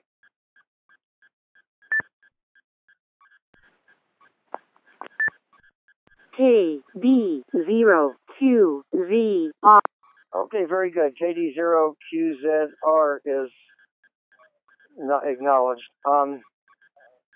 Let me just, I'll tell you what, Justin, if you, I can take you in sequence, but if you can answer the question about the 5100, why don't you take it? Over to you, Justin. KD0QZR from K6KD. In the group, KD0QZR, at home in Augusta, Kansas on the 51A+. I do have my 5100 here out of the mobile 18-wheeler in front of me. However, it is not hooked up at the moment. I was going to tell HOK there if he would shoot me an email. I fully intend on getting this radio hooked up tomorrow. If he'll shoot me an email, I'll respond to him with all of my contact information. Once I get this radio hooked up, I can walk him through it step by step. It's super easy. And I'm good on QRZ there. I'll sign KD0QZR. And my email is there on QRZ. If he just wants to shoot me an email, I'll respond to him and get in touch with him offline there.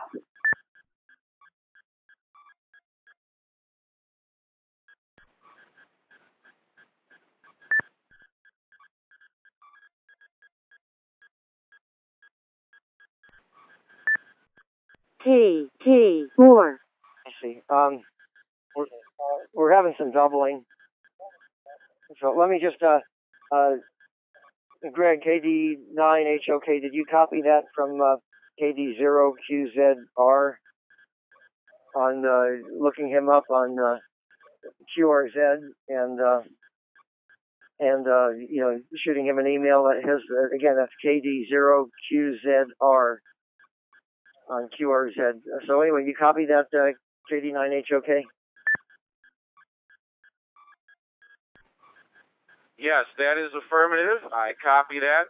KD0QZR. I will send an email to you within the next 24 hours. And I thank you again for your assistance. This is KD9HOK, back in the group listening.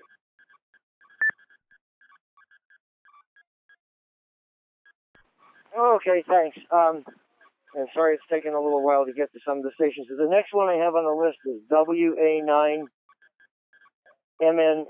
WA9 Mike November Foxtrot. Go ahead.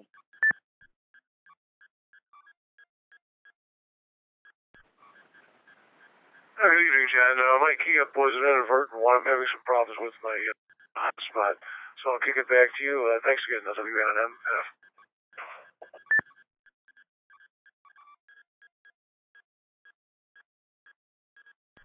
Okay, very good. Thank you for that. And the next station I have is Craig K7EXJ. Go ahead, Craig.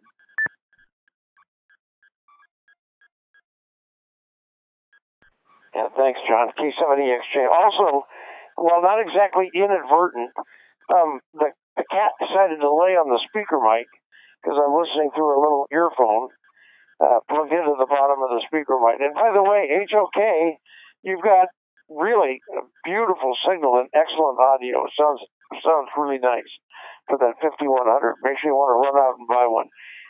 Sorry about that, John. I've chased the cat, but he doesn't look embarrassed. K7EXJ.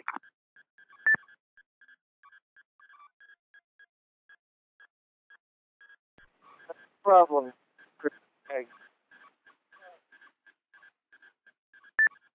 I have my dog doesn't give me too much problems, but my bird sometimes makes noises, and she has on 3 occasions issued with her whistling, she's issued a DTMF disconnect, the pound sign, as I verified by looking at the logs. So it makes the pets make things more interesting. Still got want to come back to Jim K6JM on the Blue DV and the software, but is there anything further on the topic of reflectors before we go on? So please key up.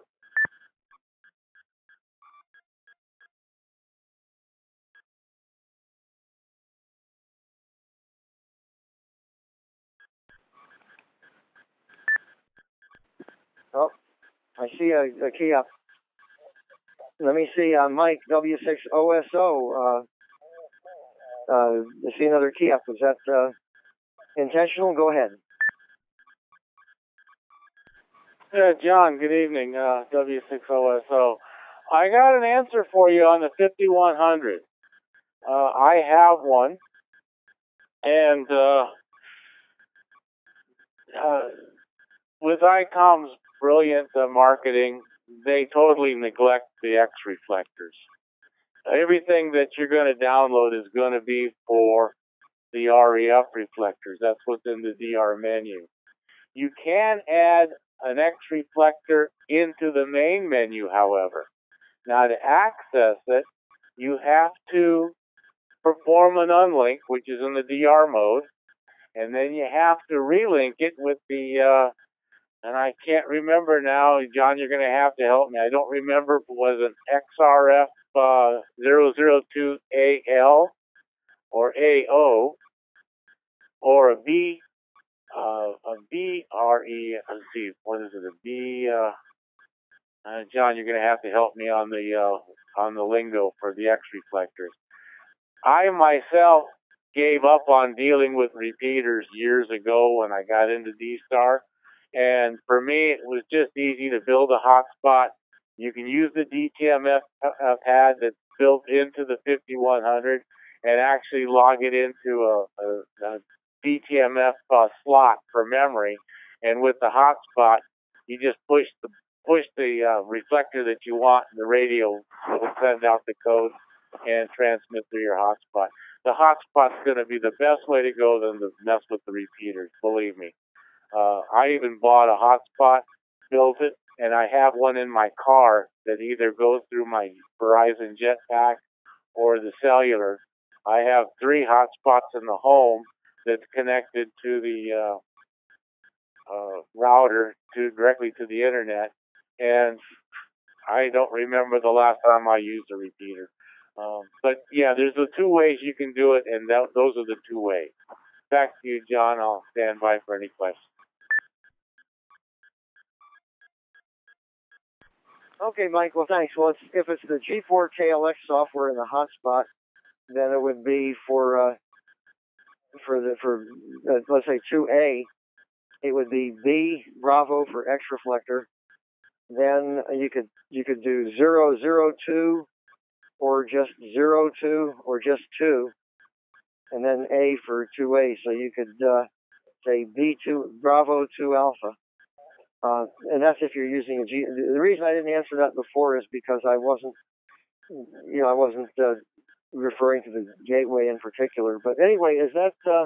Let me pass it back over to Greg KD9HOK to see if you want to elaborate further, and then you can go back and forth with Mike at W6OSO, and then one of you pass it back to me. So anyway, over to you, Greg, KD9HOK. W6OSO, this is KD9HOK. I do appreciate your comments. At the moment, I don't have the ability to do anything computer-wise because I do not have a computer. But I was hoping that there was a way for me to link with the X reflectors through the NS9RC repeater in Chicago. I know there's another station out there that was helping me, another local station was helping me, and he was able to link with the X reflector on this repeater. So I don't know. I was thinking possibly I could send an email to ICOM or maybe talk to one of the members of the local club. But anyway, Mike, I did jot down your suggestions there about the hotspot, and I will definitely keep that in mind for future reference. So with that, I don't want to hold it. This is KD9HOK, turning it back to net control.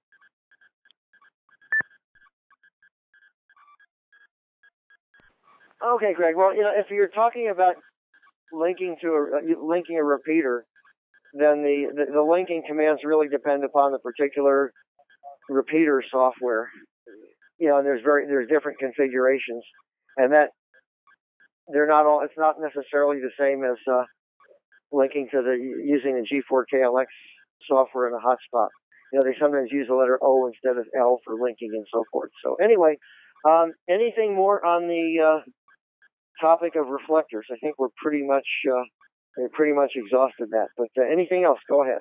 Please key up.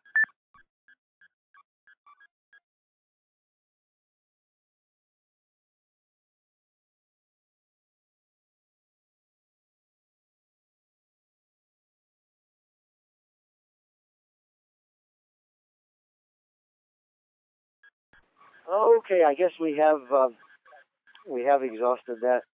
And so anyway, I wanted to see if Jim K6JM, if you're still there. You mentioned the other software as a replacement for WinDV, and I just wanted to see if you were available to possibly answer, describe a little bit or answer any questions. So I know you were finishing up with the dog show, so it may not be possible. And if not, that would be something to pick up on another night. So anyway, let me see. Are you still there, Jim? K6JM from K6KD.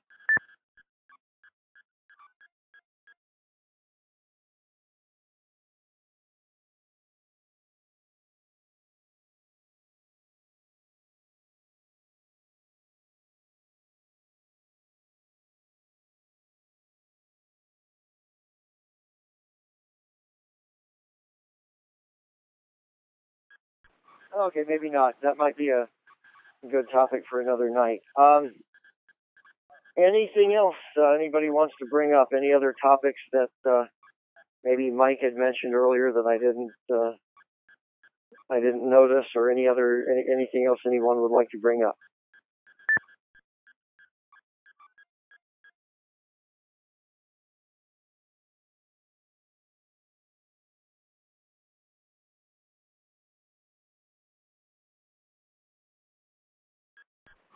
Okay, well, not hearing anything. I guess we're getting down towards the end. Let me just mention the other nets that are on the Constellation. And where I'm reading from is the X-Reflector directory. That's xrefl.net. That's X-Ray Romeo Echo Foxtrot Lima.net. It lists some regularly scheduled nets plus a listing of about 270, 280 reflector dashboards, both XRF and XLX combined. Anyway, in addition to this net, a new Power Sports net is on Tuesdays at 7 p.m. U.S. Central Time. It's to any and all interest regarding motorcycles, cars, boats, snowmobiles, ATVs. Again, that's with Tim K0LMX, and that is, again, Tuesdays at 7 p.m. U.S. Central Time. Starting November 29th, the Truckers, Travelers, and RVers net will be Wednesday at 7 p.m. U.S. Central Time as well. And V-Star Users Net every Saturday at 6 p.m. Mountain. And that's with Jeff VE6V. Oh my gosh, I shouldn't have done this call sign without looking at it. Anyway, it's Jeff up in Canada. It's an excellent net. Anything else further before we close this down? So, any final comments or thoughts? Please key up, K6KD. KG6 O O V P N C H O S.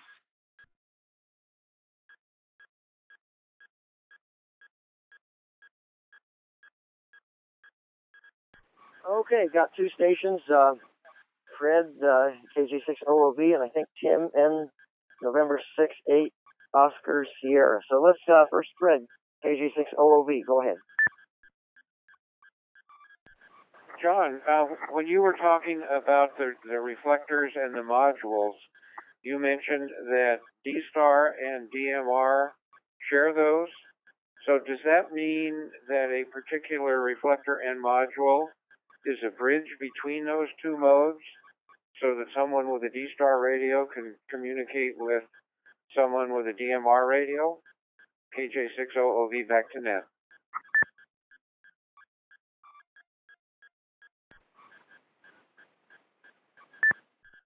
K6KB.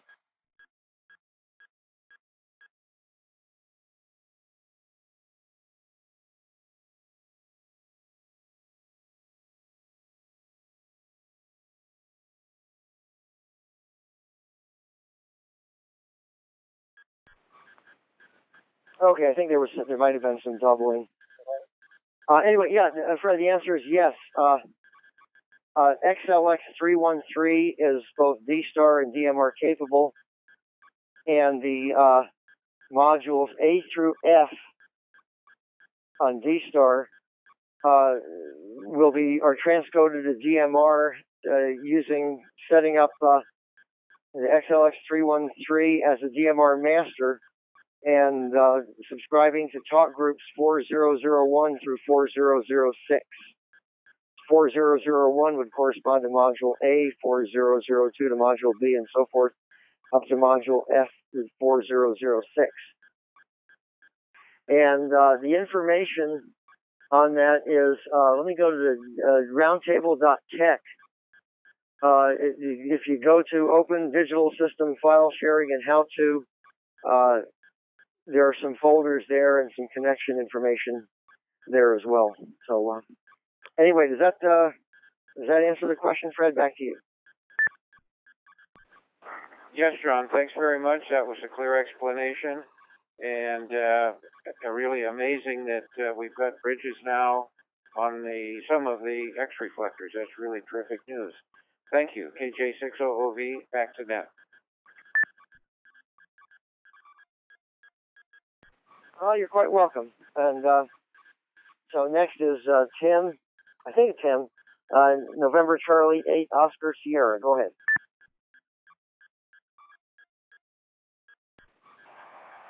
Okay, thank you. And this is NC8OS. Name's Tim. I'm in Elyria, Ohio.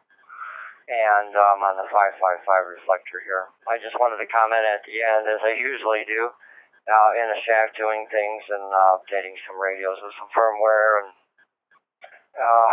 getting some of my weather stuff squared away here on my weather cam. And I just wanted to comment, I really enjoyed the net again this week. And man, it's just a lot of a treasure trove of information I really enjoy, and I try to jot notes as you all go from topic to topic. So I really appreciate the knowledge and sharing that knowledge as well. And thank you very much. I'll go back to that NC8OS. Okay, thanks for your comments, Tim. Well, I'm sure if Mike isn't listening, he'll listen to the podcast if he's not able to listen live. I'm sure he appreciates that. And and again, it's a group effort, as Mike mentions. There's a lot of collective knowledge, and fortunately, between the net and the participation on the forum, there's a lot of good information that's passed out. So anyway, thanks again for your comments. Anything else before we wrap it up? Please key up. N1DOT.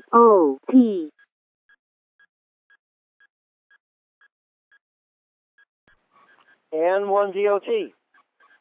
Ken, go ahead. It was a good net and a short one. It's just a shame that Mike had run into some technical difficulties. I haven't participated in the roundtable quite a while, so I figured I'd listen tonight. Evidently, it's just going to be a short net tonight. N1 DOT.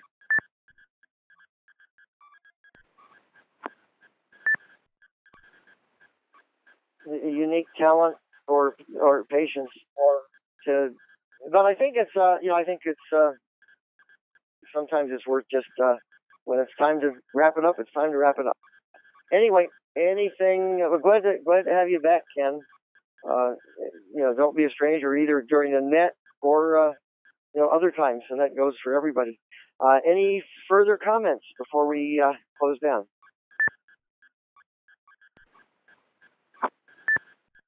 K7EXJ.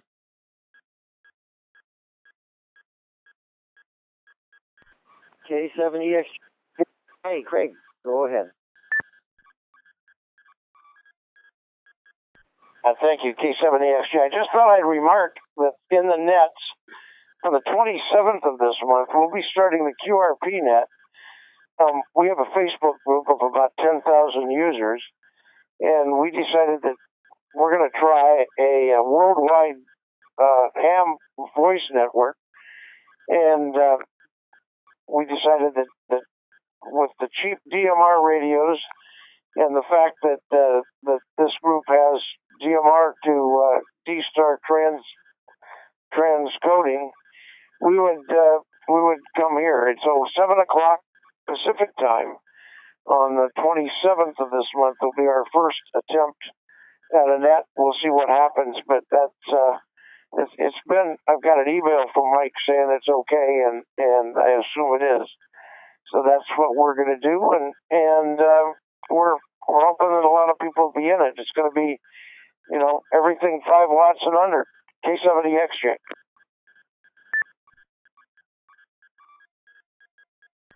Great, Greg. Yeah, it's we're all enthusiastically looking forward to it. In fact, as a reminder, you reminded me. I believe I sent you an email. If you take a look at X-Reflector directory, xrefl.net, and you see the nets listed, if you would shoot me an email or to Mike, and he'll pass it on if you don't have my email address. Text to put in there. I'll put in the information about the reflectors and so forth. But if there's some specific text you'd like to put in there in that regularly scheduled nets area, that's xrefl.net. I will be happy to include it. So, anything else from anybody? Please key up.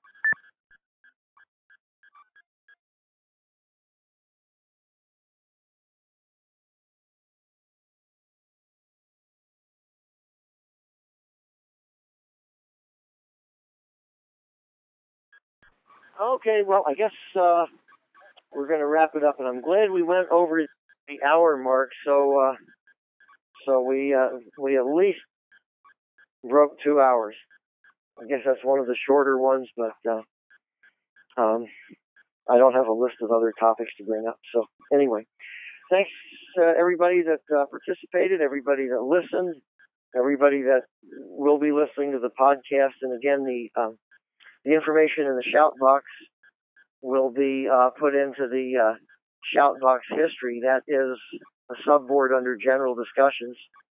And if you're using, I guess, the podcast software, that will automatically download the shout box. So again, thanks everybody, and look forward to having Mike back after he fixes his station problems, and we'll be, I'm sure he'll be all set to go next week. So 7-3 everyone, from K6KD. Have a good evening.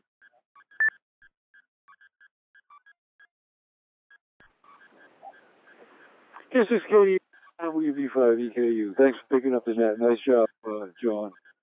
Talk to you soon. WB5EKU.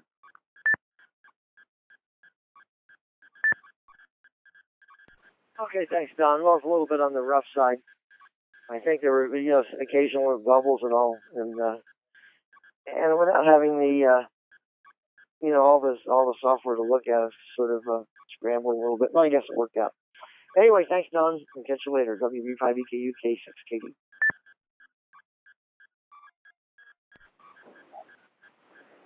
7-3, WB5.